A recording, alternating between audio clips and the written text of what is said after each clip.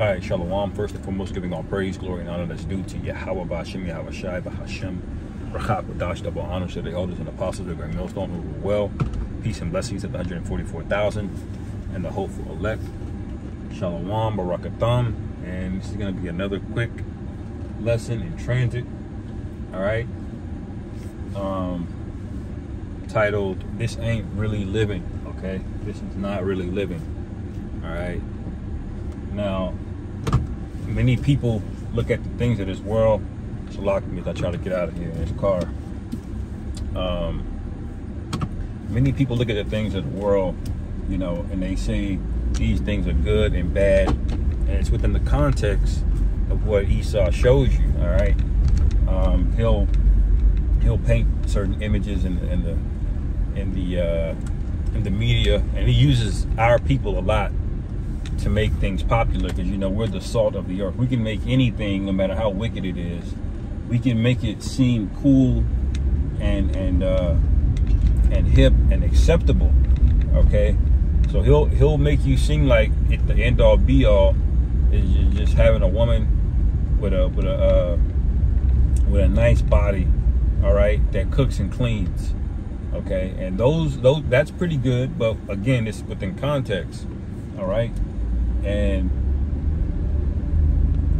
the reason that context is important is because those are the things that's gonna slow you down, you know, in the truth, man. It's comfort is very, very, very dangerous. All right. So what are the two tools that we use to make sure we're not comfortable? We're not in that lukewarm area where the Lord hates. All right. Pursuing the Revelation, the 3rd chapter.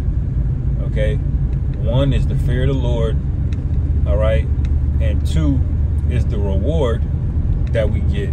Okay, the reward that we get, man, like having a woman that cooks and cleans, you're gonna be like, what? You're not getting that? Even the heathen are gonna get that, man. They're gonna have hell to pay. They're gonna pay back all of the wickedness that they did, but everything's gonna be in order, man. All right, so these things that you're excited about, that may make your flesh excited, whether it be, you know, buying a house or getting a good-looking woman or getting a job, these things are going to be menial in the times that we're going to come into in the kingdom of heaven, and you got to keep those things in perspective, man. All right, and it goes both ways. The flip side of it, all right, is the negative things. All right. When you look at, you know, going to work and how much hell and stress it causes on you, you know, you got to remember that, you know, just not too many generations ago, all right, we were on plantations, man, all right, and the Lord saw us through that, all right. He put the Spirit on us to endure that, so we can endure these things, all right. So the truth is all about perspective, and it's all about balance, all right.